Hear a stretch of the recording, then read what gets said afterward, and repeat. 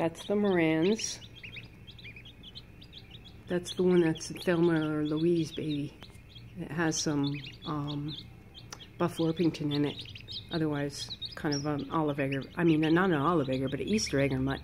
Oh, Shelly, you're being so good, and you got pecked in the nose. Yeah, you see, you can't trust them, and they can't trust you. It's just the way it is, cats and birds, I guess. I'm kind of curious about the cat, and I guess they're not gonna be scared. It's cute. You're being a good girl, Shelly.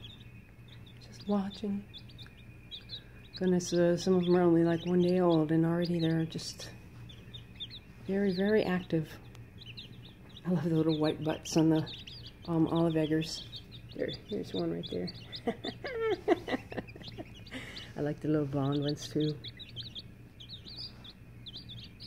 Ooh, she got pecked again. Oh, they pecky. Pecky. Thank you for not eating them, though. You're being a good kitty. You watch her very closely. Oh. Yeah, you gotta watch your nose and your eyes. They'll peck at you. I learned that too. Can't let them get by your eyes and stuff, huh? So you're learning, huh, Shelly? But you're being a very good kitty. Yes, you are. You're a very good kitty.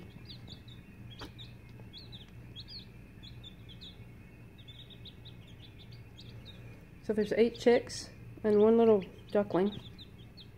And I think that's all we're going to get this time. The other ducklings.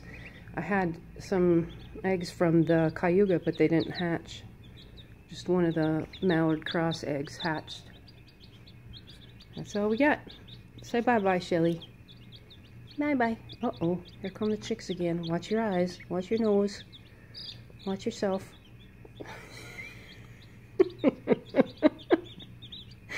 How funny.